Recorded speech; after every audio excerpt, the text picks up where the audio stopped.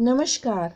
आज हम वसंत भाग 1 कक्षा 6 के लिए हिंदी की पाठ्य पुस्तक का अध्ययन करेंगे।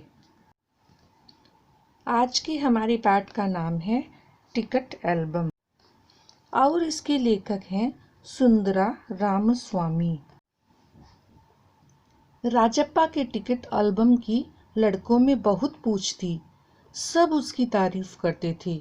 राजप्पा ने बड़ी मेहनत से सारे टिकट इकट्ठे किए थे। वह मीलों पैदल चलकर किसी दोस्त के घर जाता और अपने 2 टिकट देकर बदले में एक दूसरा टिकट ले आता। स्कूल में उसका एल्बम सबसे बड़ा था। मधुमक्खी की तरह उसने एक एक करके टिकट जमा किए थे। वह सुबह 8 बजे घर से निकल पड़ता। वह 2 ऑस्ट्रेलिया के टिकटों के बदले एक फिनलैंड का ले लेता, 2 पाकिस्तान के बदले एक रूस का। एक बार सरपंच के लड़के ने उसके एल्बम को 25 रुपये में खरीदना चाहा था, पर राजप्पा नहीं माना। घमंडी कहीं का। राजप्पा बड़बड़ाया। फिर उसने तीखा जवाब दिया था, तुम्हारे घर में जो प्यारी बच्ची है ना, उसे दे दो 30 रुपये में। सारे लड़के ठहाका मारकर हंस पड़े थे। पहले उसके एल्बम को देखकर सब तरसते रहते, पर अब कोई उसके एल्बम की बात नहीं करता। सब उसे फिसड्डी कहते हैं, क्योंकि नागराजन के मामा ने सिंगापुर से उसके लिए एक बहुत सुंदर एल्बम भिजवा दिया था। सब उसे देखने के लिए नागराजन को घेरे रहते। उस एल्बम के पहले पृष्ठ पर मामा ने लिखा था एम नागराजन, और नीचे की पंक्तियों में लिखा था, इस एल्बम को चुराने वाला बेशर्म है। ऊपर लिखे नाम को कभी देखा है? यह एल्बम मेरा है, जब तक घास हरी है और कमल लाल। सूरज जब तक पूर्व से उगे और पश्चिम में छिपे, उस अनंत काल तक के लिए यह एल्बम मेरा है, रहेगा। ऐसा इसलिए लिखा था ताकि उसे कोई चुराने की कोशिश ना करे। यह एल्बम हमेशा हमेशा के लिए नागराजन के पास रहे। कक्षा के दूसरे लड़के लड़कियों पर इसका यह असर हुआ कि उन्होंने इसे अपने एल्बम और कॉपी में उतार लिया। लड़कियों ने नागराजन से एल्बम मांगने के लिए पार्वती को अपना अगुआ बनाकर भेजा, क्योंकि वही सबसे तेज तर्रार थी। नागराजन सुबह की पहली घंटी बजने तक, दोपहर की आधी छुट्टी के समय और शाम को अपने घर पर सबको एल्बम दिखाता था। वह अपना एल्बम किसी को हाथ नहीं लगाने देता था। उसे अपनी गोद में लेकर बैठ जाता। लड़के उसे शांतिपूर्वक घेर कर खड़े रहते और उसका एल्बम देखकर खुश होते थे। राजप्पा को इससे बहुत चिढ़ हुई। उसे अब स्कूल जाना अच्छा नहीं लगता था। टिकट की खोज में भी अब वह कहीं नहीं जाता। नागराजन का एल्बम हिट हो जाने के बाद राजप्पा मन ही मन कुढ़ने लगा और अपने फालतू टिकटों के बदले नागराजन से कुछ अच्छे टिकट लेने की सोचने लगा, ताकि उसका एल्बम और अच्छा हो जाए। एक दिन उसने तय कर लिया, वह नागराजन को उल्लू बनाकर अपने कुछ बेकार टिकट देकर उससे अच्छे टिकट ले लेगा। वह शाम को नागराजन के घर गया और उसके कमरे में चला गया। नागराजन की बहन कामाक्षी आई और उसने कहा कि वह शहर गया हुआ है। फिर उसने एल्बम की बातें की और चली गई। राजप्पा वहां बैठा किताबें देख रहा था। तभी उसने दराज पर ताला पड़ा देखा। चाबी ढूंढकर उसने ताले को खोला। एल्बम रखा हुआ था। पहले पृष्ठ पर लिखी पंक्तियां उसने पढ़ी। उसका दिल धड़कने लगा। उसने एल्बम को कमीज के नीचे खोस लिया और घर की ओर भागा। वहां जाकर उसने एल्बम छिपा दिया। उसका पूरा शरीर जलने लगा, गला सूख रहा था।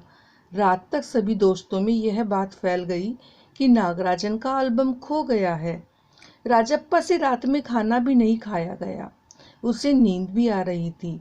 अगले दिन अप्पू ने उससे पूछा कि नागराजन की बहन बता रही थी कि तुम उसके कमरे में थे। राजप्पा घबरा गया। अप्पू ने कहा कि नागराजन के पिता डीएसपी के दफ्तर में काम करते हैं। वह शायद पुलिस को खबर करे। नागराजन कल रात से रो रहा है। अप्पू के जाने के बाद किसी ने दरवाजा खटखटाया। राजप्पा डर गया। उसे लगा पुलिस है। वह एल्बम लेकर ऊपर भागा। उसने सोचा अगर पुलिस तलाशी लेगी तो वह पकड़ा जाएगा। उसने बाथरूम में घुसकर दरवाजा बंद कर लिया और जली अंगीठी में एल्बम डाल दिया। उसकी आंखों में आंसू निकल आए। कितने प्यारे टिकट थे। तभी अम्मा ने आवाज़ दी, नागराजन आया था। राजप्पा उसके पास गया तो नागराजन अपने एल्बम खोने की बात बताकर रोने लगा। राजप्पा झट से उठा। उसने अपना एल्बम उठाकर नागराजन को दिया और कहा, इसे रख लो। नागराजन को यकीन नहीं हुआ, लेकिन राजप्पा बार बार भरे गले से अपनी बात दोहरा रहा था। उसने नागराजन को जबरदस्ती अपना एल्बम दिया और फूट फूट कर रोने लगा। नागराजन कुछ समझ नहीं सका और एल्बम लेकर नीचे उतर आया। पीछे पीछे राजप्पा भी आया। उसने नागराजन से रोते हुए कहा, एल्बम दे दो, मैं रात भर इसे देखना चाहता हूँ, कल सुबह दे जाऊंगा। नागराजन ने एल्बम लौटा दी। राजप्पा ऊपर आया। उसने दरवाजा बंद किया और एल्बम को छाती से लगाकर रो पड़ा। शब्दार्थ। खोसना, अटकाना, इसका एक अर्थ छीनना भी होता है। जमघट, भीड़, टटोलना, ढूंढना, कुड़ना, ईर्ष्या करना, अगुआ, नेता, पुचकारना, सांत्वना देना, खलना, बुरा लगना, हेकड़ी, डींग मारना। प्रश्न अभ्यास। नागराजन ने एल्बम के मुख्य पृष्ठ पर क्या लिखा और क्यों? इसका असर कक्षा के दूसरे लड़के लड़कियों पर क्या हुआ? उत्तर। नागराजन के एल्बम के मुख्य पृष्ठ पर लिखा था A.M. नागराजन और नीचे की पंक्तियों में लिखा था, इस एल्बम को चुराने वाला बेशर्म है। ऊपर लिखे नाम को कभी देखा है? यह एल्बम मेरा है। जब तक घास हरी है और कमल लाल, सूरज जब तक पूर्व से उगे और पश्चिम में छिपे, उस अनंत काल तक के लिए यह एल्बम मेरा है, रहेगा। ऐसा इसलिए लिखा था ताकि उसे कोई चुराने की कोशिश ना करे। यह एल्बम हमेशा हमेशा के लिए नागराजन के पास रहे। कक्षा के दूसरे लड़के लड़कियों पर इसका यह असर हुआ कि उन्होंने इसे अपने एल्बम और कॉपी में उतार लिया। प्रश्न 2। नागराजन के एल्बम के हिट हो जाने के बाद राजप्पा के मन की दशा क्या हुई? उत्तर।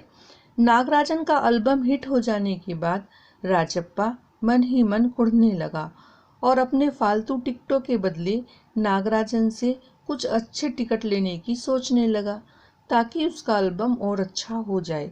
लेकिन उसने मौका देखकर नागराजन का एल्बम चोरी कर लिया।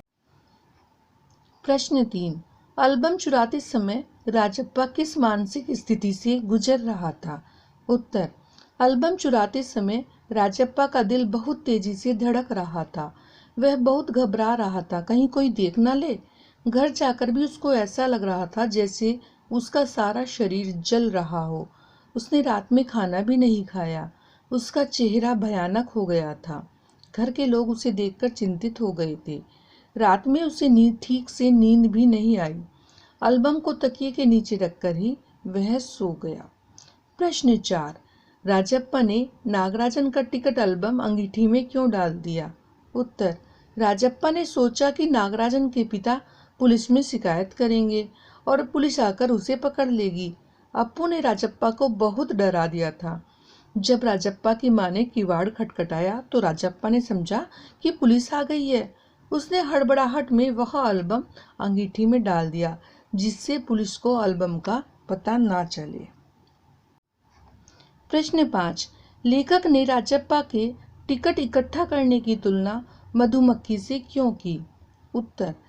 जिस प्रकार मधुमक्खी सारा दिन दूर दूर घूम घूम कर फूलों से मकरंद चूसती हैं और शहद की एक एक बूंद जमा करती हैं, उसी प्रकार राजप्पा भी सारा दिन मेहनत करके दूर दूर से एक एक टिकट इकट्ठा करके लाता था।